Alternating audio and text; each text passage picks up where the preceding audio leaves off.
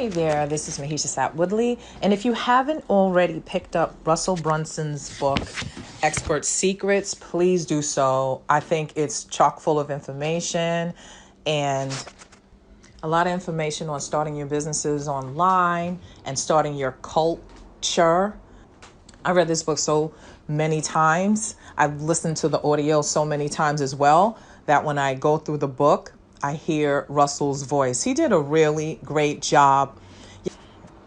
Yes, the book, caused controversy. I mean, after all, he did talk about studying leaders, cult followers, from Hitler to Jesus. And that did not ring well with a lot of people. But he wrote the shit anyway. One of the only things that did not ring true for me reading The Expert Secrets is his take on status. Status, the only thing that causes people to move or not move.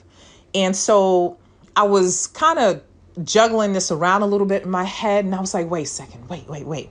Okay, I know he gives an example, several examples, like status increase. Does your status decrease with the information that you're given? Decrease. Does it increase or decrease? And I thought it was pretty cool on how he made those distinctions, the appearance of intelligence, wealth, style, happiness, power, physical appearance, status, all on page 53. And there was something very specific that did not ring true to Black people. And the thing is, what did not ring true is the fact that when it comes time to systemic racism, it's not status that is holding Black folks back. It's the fear of extinction. It's being exterminated. It's very primordial. I think before you even get to the status of how to move forward, I think the anxiety of not getting targeted is on a lot of Black people who I would say grew up in America, because when I have this conversation with my man who's from Senegal, in his upbringing in Senegal, he did not have this fear of extinction. Like it's very particular when you get pulled over by a cop or what have you. I mean, my guy and I were talking about, I guess a few months ago, he was talking about how cops in Senegal, billy clubs or something like that, and whistles. He's like, do cops in America use whistles? I'm like, I haven't heard a cop use a whistle. Like, shh, hold it right there. Like the concept of a whistle belongs to sports coaches and crossing guards. And again, it gives you the idea, the impression that you're caring about the person before you take them out. Like, here's a heads up. Here's a whistle. Stop right there.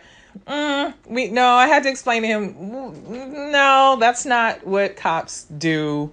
I'm not saying all cops are bad. I'm just saying that I have not heard a whistle blown from a cop in a very, very long time. And that whistle always gives the impression that you're giving a person the opportunity for a heads up. So anyway, all of this fear and trauma is embedded in the treatment of Black people. And I don't know any Black man in America, I don't care how great their status is, that has not been impacted by the targeting of Black men and women, especially when you're considering police brutality. So when it comes time to status, I know that's a very whiteness thing in a sense of not having to talk about the impact of the trauma of being terminated.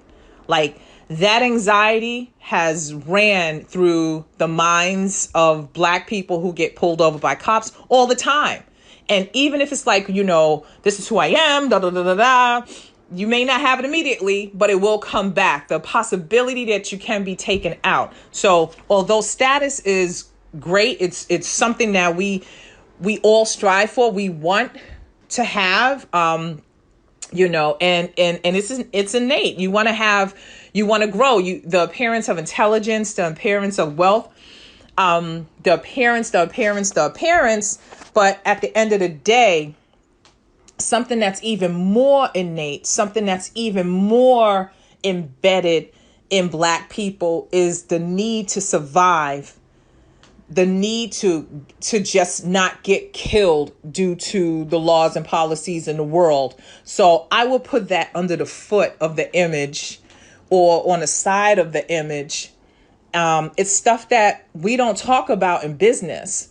You know, you got to kind of sort of get over that to sit at certain tables and have the conversation on status and, you know, moving things forward financially in your life.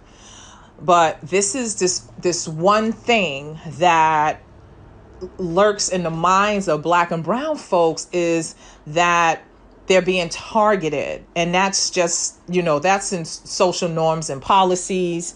And we don't get a chance to talk. That's not supposed to mix with business.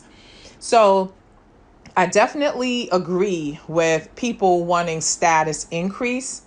But when it comes time to Black people, particularly African American people, talking about the American diaspora specifically, they have to talk about the need not to be killed, the need not to be targeted. It's almost like before you can consider moving forward, and I'm not talking about dying in the act of doing the things that you love, because, you know, sometimes that happens, you know, but what I am talking about is being unfairly targeted on your path to success.